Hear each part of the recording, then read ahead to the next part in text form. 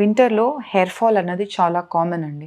Hair fall అవ్వడము, అయ్యో ఇంకా బట్టతల వచ్చేస్తుందేమో అని టెన్షన్ పడడము, ఇదన్నీ కూడా చాలా కామన్. హెయిర్ ఫాల్ మనకి అసలు ఎందుకు ఎక్కువ అవుతుందో వింటర్ సీజన్లో అన్నది చూద్దాం. మనకి మెయిన్గా ఎయిర్ డ్రై ఉంటుందండి. ఎయిర్ డ్రై ఉండడం వల్ల మన స్కాల్ప్లో ఉన్న మాయిశ్చర్ ఎఫెక్ట్ని కూడా తీసేస్తుంది. సెకండ్, వింటర్ సీజన్లో చలికి మనం హాట్ వాటర్ షవర్స్ ప్రిఫర్ చేస్తాం. దానివల్ల ఆ ఎక్స్ట్రీమ్ హాట్ టెంపరేచర్స్కి హెయిర్ ఫాలికల్ అన్నది డ్యామేజ్ అయిపోతుంది.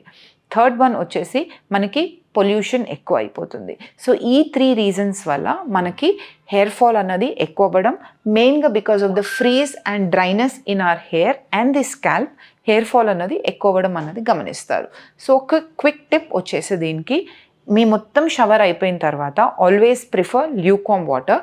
అపార్ట్ ఫ్రమ్ దాట్, ల్యూకామ్ వాటర్తో షవర్ అయిపోయిన తర్వాత లైట్ కోల్డ్ వాటర్తోని if you take it on your scalp or on to your body, అది మీకు మీ మాయిశ్చర్ లెవెల్స్ని స్కాల్ప్లో రీటైన్ చేయడానికి హెల్ప్ చేస్తుంది.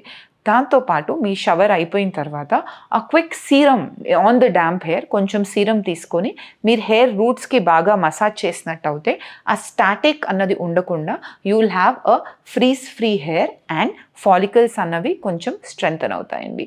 So please do follow these steps and reduce the hair fall. Thank you so much.